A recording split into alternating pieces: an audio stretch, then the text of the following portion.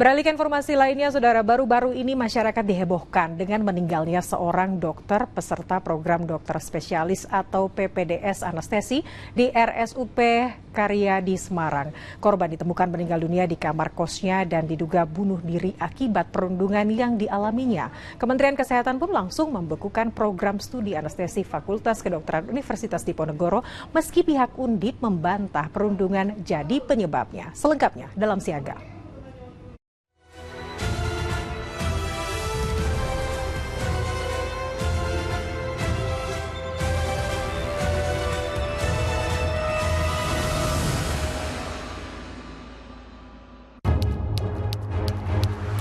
Kamar kos di Jalan Lempong Sari Raya, Kelurahan Candisari, Kecamatan Gajah Mungkur, Kota Semarang, Jawa Tengah, menjadi saksi bisu kematian Aulia Risma Lestari, seorang mahasiswi dokter spesialis anestesi di Universitas Diponegoro Senin malam 12 Agustus lalu.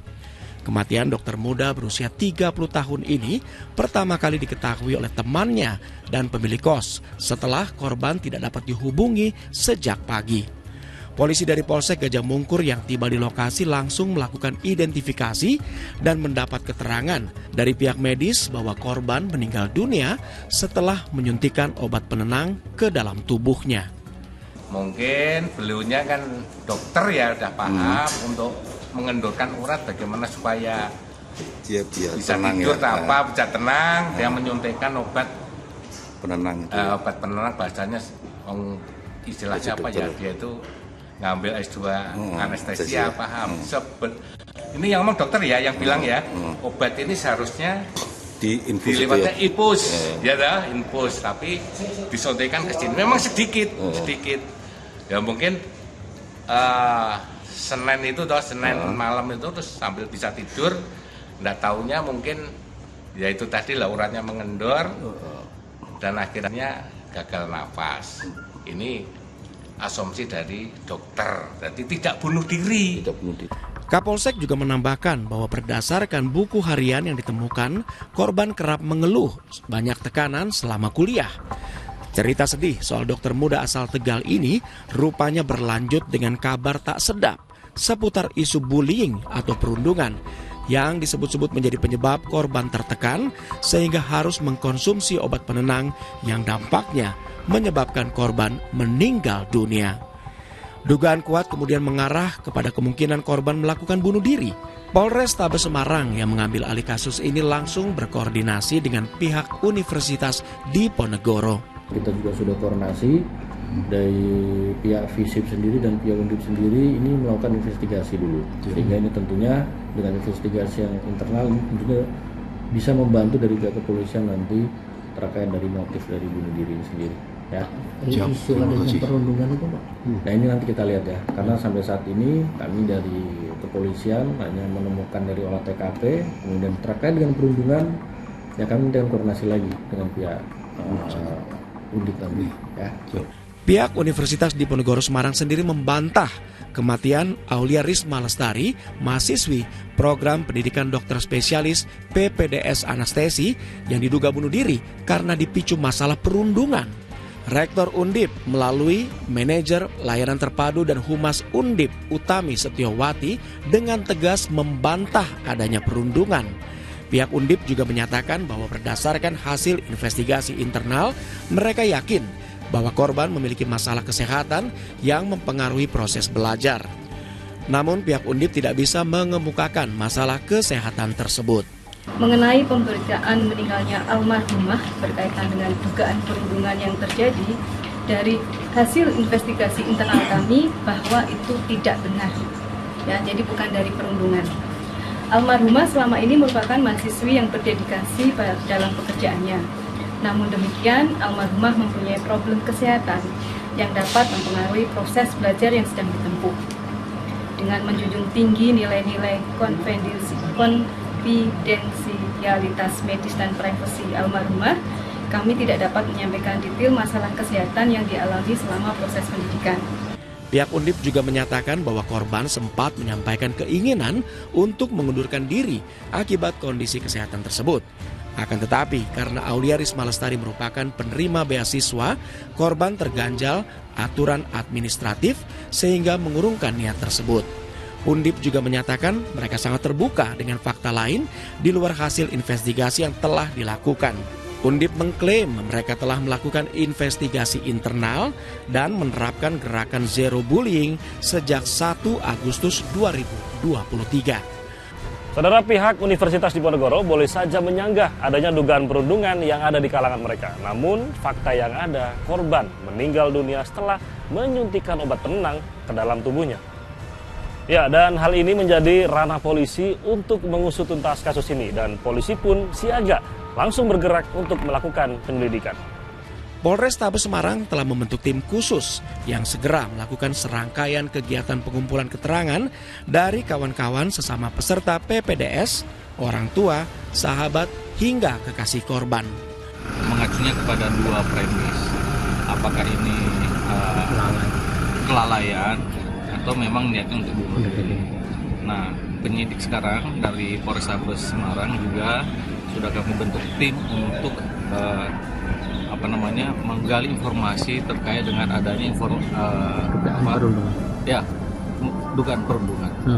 Tim sedang bekerja, kemudian minggu ini kita akan melakukan pemeriksaan terhadap circle teman-teman almarhumah, kemudian orang tua, sahabat-sahabat sesama dokter untuk sedang kita pemeriksaan. Mulai hari ini sudah kita lakukan pemeriksaan. Pemanggilan saksi sendiri dari mana? Ini dari circle teman yang bersangkutan, sahabatnya, pacarnya, nanti akan kita termasuk dari keluarganya akan kita minta keterangan. Selama pemeriksaan polisi berlangsung, Kementerian Kesehatan melalui Menteri Kesehatan Budi Gunadi Sadikin memutuskan untuk menutup sementara kegiatan belajar peserta program dokter spesialis PPDS anestesi di Universitas Diponegoro. Karena ternyata Menkes mendapat laporan bahwa adanya intimidasi dari senior program PPDS kepada juniornya. Hal ini kita lakukan sementara karena begitu kita mau memeriksa, semua murid-murid junior ada sana diintimidasi. Tidak boleh bicara. Dan ini menurut saya tidak baik. Karena mereka masih berinteraksi di sana. Itu sebabnya kita berhentikan sementara. Supaya penyelidikan ini bisa dilakukan dengan cepat, bersih, dan transparan, bebas dari intimidasi yang sekarang terjadi. Secara tegas, Menkes juga menyatakan bila terbukti adanya perundungan, maka pelaku akan diberikan sanksi tegas berupa pencabutan izin dokter. Kita sudah menemukan ada buku catatan hariannya, jadi kita bisa melihat perkembangan moral kejiwaannya beliau seperti apa. Kita juga cukup detail ditulis di buku hariannya, jadi kita nanti akan confirm apakah hal ini benar-benar terjadi. Kalau hal ini benar-benar terjadi, kita akan pastikan yang memperlakukan seperti ini akan kita berikan sanksi yang tegas. Dan kita akan beresin ini secepat mungkin. Untuk dokter pelakunya akan dilakukan tindakan pencabutan izin? Kita pasti akan lakukan itu, dan wewenang itu sekarang udah ada. Jadi saya sebagai menteri bisa mencabut SIP dan STR dokter-dokter yang memang perilakunya seperti ini. Terkait adanya sanggahan dari pihak Universitas Diponegoro atas dugaan perundungan, Menkes juga menyatakan hal tersebut adalah ranah polisi untuk membuktikan. Bahkan Menkes menyatakan pihaknya menerima sejumlah laporan adanya dugaan perundungan di RSUP Karyadi dan Undip. Berapa sering kasus ini terjadi di Karyadi terutama Pak, di Undip terutama? Kalau dari laporan yang Anda terima? Ya, nanti saya menerima cukup banyak laporan, saya rasa wartawan-wartawan pasti bisa lebih pintar mencari laporan-laporan itu. Pak, ini akan dibawa ke ranah pidana juga nggak sih Pak? Nah, sekarang pihak kepolisian karena ini ada meninggal, ya sudah masuk dan memang sudah dikonfirm di otopsinya ini bunuh diri, ya kita jalan sesuai prosedur. Dan kita minta juga agar pendidikan anestesi di Universitas Diponegoro dan di Rumah Sakit Karyadi itu harus dirapikan. Harus dibereskan, tidak ada lagi perilaku bullying seperti ini dengan alasan menciptakan tenaga yang tangguh, menciptakan tenaga yang tidak cengeng. Kita bisa menciptakan tenaga tangguh, tidak cengeng, tanpa menyebabkan mereka mati. Nanti polisi kan akan bekerja, Kemenkes juga akan bekerja. Biarkan mereka bekerja dengan tenang tanpa ada intervensi dari Aku rasa biarkan penyidik-penyidik ini secara profesional. Kasus perundungan di kalangan calon dokter spesialis ternyata tidak hanya terjadi di Universitas Diponegoro saja.